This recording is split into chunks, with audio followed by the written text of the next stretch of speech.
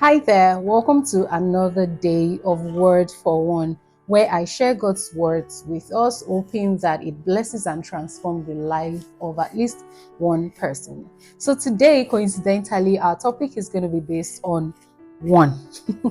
Interesting. So I was thinking and I was thinking about the importance of just one individual, just one person on the earth. You know how they read statistics and they say 100 and something people died, or 100 and something people were displaced, or 100 and something people were wounded. Inflation rates is so and so percent, but we don't really think deeply about the meaning of that 100 and something people or thousands of people. But we can think about it more when we consider the one person involved. So today I'll be reading to us from the Bible, Gospel according to Luke, Luke chapter 15 from verse 3 to 6. It says, I'm reading in the New Living Translation. So Jesus told them this story. If a man has 100 sheep and one of them gets lost, what will he do? Won't he leave the 99 others in the wilderness and go to search for the one that is lost until he finds it? And when he has found it, he will joyfully carry it home on his shoulder. When he arrives, he will call together his friends and neighbors, saying, "Rejoice with me, because I have found my lost sheep." Most of the time when we read this Bible passage, we think about it in terms of God's love for us and how each and every individual is important. I want to translate that as well to each and every one of us, treating each and every one of us right, treating ourselves right, because that is how God is even viewing us in the first place. So we are not just the statistics, we're not just the number.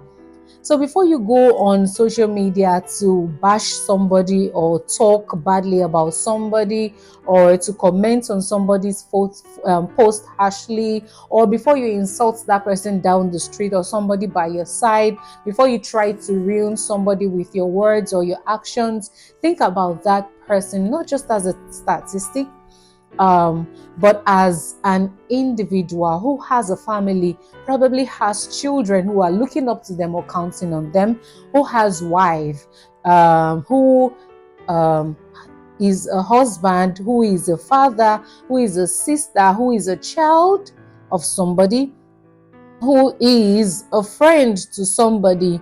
So, when we hear this news about so and so number of people died, you don't think about how that one person would have trickle effect on the life of many others. So let's take, for example, one person loses their life due to the negligence of a driver that could have been avoided. That one person has children who probably, in this scenario, are unable to fund themselves through school because now there's nobody to provide for them. And because of that, they in turn, in this scenario again, become a menace to the society, whereby they turn out to be bad and other people are suffering because of that. Think about the wife who has lost the husband and will forever remember him. Think about the brother that has lost a brother. Think about a friend whose confidence has suddenly disappeared because of one person's negligence, or the government not being able to provide the quality road that is due them. Do you see? So let's stop thinking about ourselves as just the number in the many. It's just that one individual is important. And I think that this is so important to me. That is why God has led me to do this and call it Word for One. Because even if it's just one person that is blessed out of this, I'll be so pleased and happy about it. And the funny thing is that I might not even know that one person, but the fact that one person's life is going to be transformed because I exist, I think that that is something to be very grateful for.